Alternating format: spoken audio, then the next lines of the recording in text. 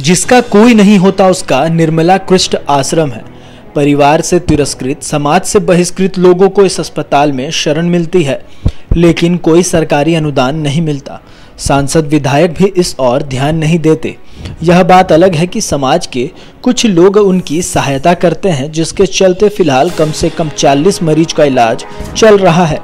उनके भोजन पानी की व्यवस्था होती है। आज कांग्रेस के वरीय नेता एवं झारखंड पेट्रोलियम डीलर्स एसोसिएशन के प्रदेश अध्यक्ष अशोक कुमार सिंह निर्मला कुष्ठ आश्रम पहुंचे। आज उनकी माता का प्रथम तिथि है। इस मौके को उन्होंने असहाय और तिरस्कृत लोगों के बीच उपयोग करने को ठाना। आज उन लोगों को भोजन की व्यवस्था कराई। उन्होंने कहा कि जब वह जिला परिषद के सदस्य थे तो जो भी बन सका मदद किया। सरकार से इस अस्पताल को कोई अनुदान नहीं मिलता है, जो कि चिंताजनक है। यहाँ के सांसद विधायक को भी सरकार स्तर पर बात करके अनुदान दिलाने का प्रयास करना चाहिए। समाज के लोगों को भी चाहिए कि जरूरत के हिसाब से अस्पताल को मदद करें। वह अपनी ओर से अस्पताल को मदद करते हैं और आगे भी करते रहेंगे, लेकिन अस्पताल को अभी कई तरह की जरूरत है, इसलिए बिना सामाजिक सहयोग, बिना सरकारी मदद के यह सब संभव हो नहीं पाया। आज हमारे बीच में हमारे शुभचिंतक अशोक सिंह जी उपस्थित हैं और इनके साथ प्रेम जो हमारे कुछ रोगियों के प्रति है वह सराहनीय है कि आज अपने उनके पुण्यतिथि के अवसर पर उनके परिवार के सदस्य के लिए और उनके नाम पर जो हम आशीर्वाद पाना चाहते हैं कि उनकी जो सेवा जो निस्वार्थ रूप से करते आ रहे हैं उनको हम याद करते हुए आज के दिन को हम मना रहे हैं। ये निर्मला कुष्ठ आश्रम में लगभग कितने लोग हैं? यहाँ पर जहाँ पर हमारे जहाँ हम खड़े हैं, यहाँ पर जिनके कोई घर अपने घर नहीं है, पूरे आशा के साथ में हम लोग देखते हैं तो करीब 40 की संख्या में अभी ये लोग हैं। और ठंड के समय में काफ़ी लोग ये निधन हो गए। काफ़ी ठंड थी इस बार और अभी 40 जन मात्र हैं, जो और भी लोग आते रहते हैं यहाँ आश्रम में।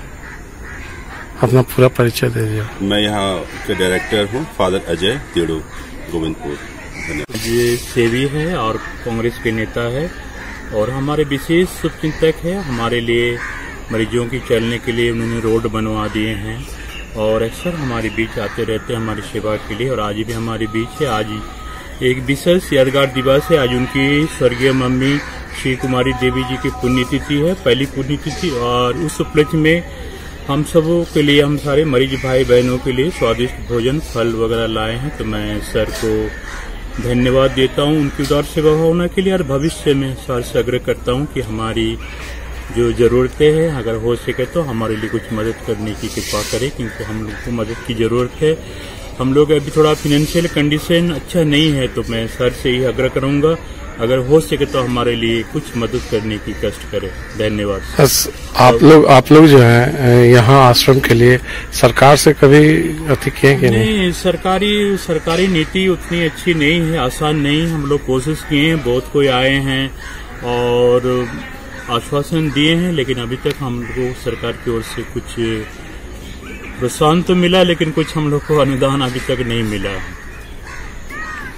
मैं हरदन पांडे हूं और इस संस्था से मैं मैनेजर के रूप में कार्यरत हूं। सर नहीं, जो जैसी यहाँ की स्थिति आपने देखा कि यहाँ पे अस्थायी रूप से भी 40 लोग करीब रहने हैं, जो महिलाएं हैं जिनको घर से लोगों ने त्याग कर दिया, या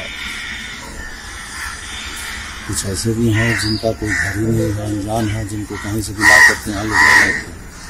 और अस्पताल में भी आपने देखा कि अस्पताल में भी मरीजें हैं जो आते हैं और इलाज करा करके अगर उनकी जो ठीक होते हैं तो अपने घर में वापस जाते हैं। तो यहाँ दोनों तरह की सुविधा है और विद्यालय है जहाँ बच्चों की पढ़ाई भी होती है।